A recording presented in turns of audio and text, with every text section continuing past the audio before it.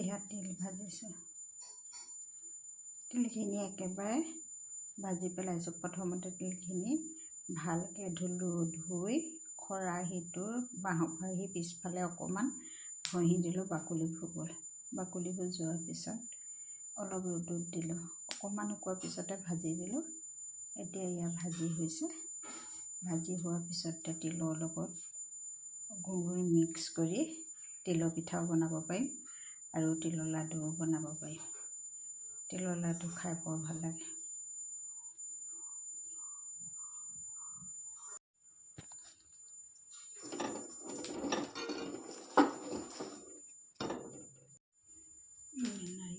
নাৰিকল ভাজি ল'লোঁ।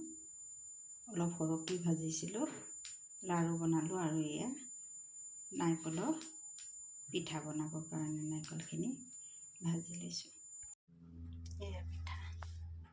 মই এয়া পিঠা মিক্সিত খুন্দি ল'লোঁ।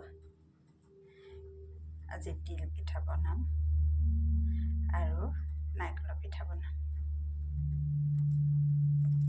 আগদিনাই কিছুমানে চাউলখিনি তিয়াই থয়, মই কিন্তু আগদিনাই তিয়াই থোৱা নাই। ৰাতিপুৱা 6টা বজাত তিয়াই 11:30 - 10টামানত টুকি থ'লোঁ আৰু 11টা বজাত খুন্দি ল'লোঁ।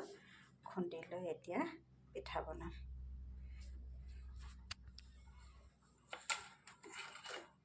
এয়া দেখিছে, এয়া মই গুড়খিনি, কোনোবাই মিঠৈ বুলি কয়, মই গুড়খিনি পগাই ল'লোঁ।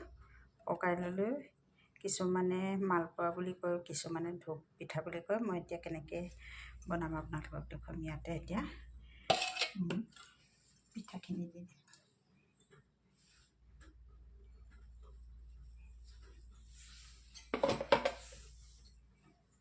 গোটেইখিনি একেলগে নিদিওঁ, অলপ অলপকৈ দি যিমানটো পৰিমাণৰ লাগে এনেকৈ দি লৈ পিনি এনেকৈ লৰাই দিম।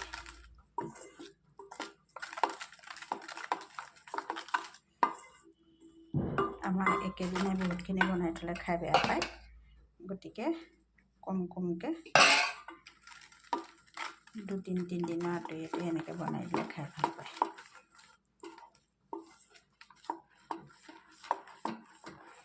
এনেকৈ কৰিলে মানে ইয়াত আপোনালোকে এই গুড়খিনি, মিঠৈ বা গুড়খিনি আপোনালোকে চেকিও ল'ব পাৰে, চেকি নল'লেও হ'ব।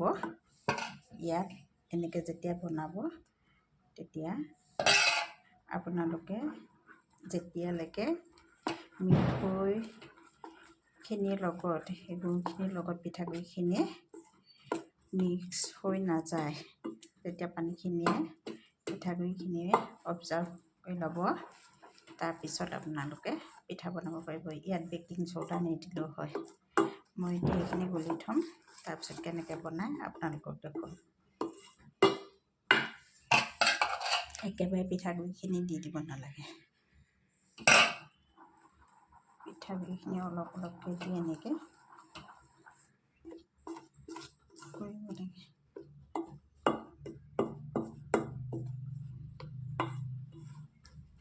কিন্তু মিঠৈটো আপোনালোকে ফৰফৰীয়া মিঠৈটো নল'ব।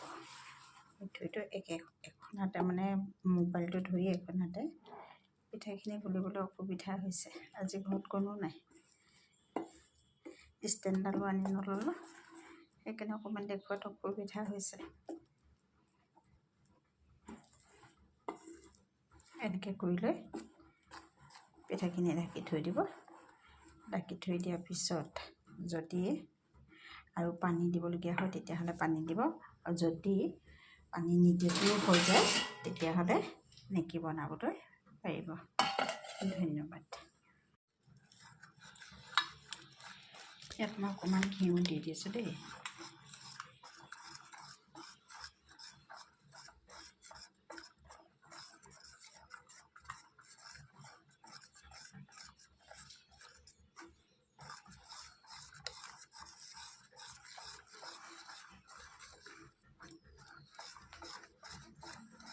এতিয়া এনেকৈ 2 ঘণ্টামান সময় থৈ দিম।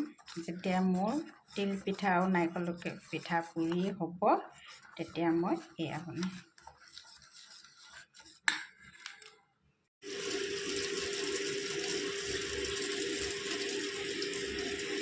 জোট পিঠা বুলি কওঁ, কিছুমানে কয় বৰপিঠা বুলি। মই দুঘণ্টামানৰ আগতে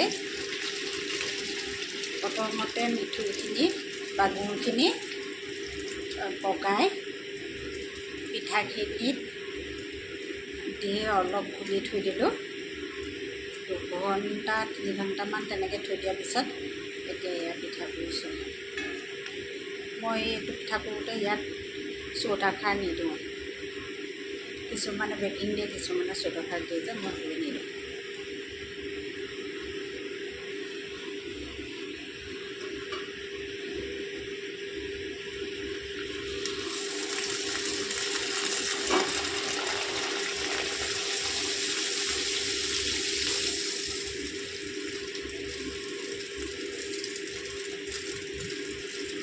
এইটো পিঠা পুৰিবলৈ অলপ তেলটো বেছি লাগে, তেলটো বেছি হ'লে ধুনীয়াকৈ ফুলে।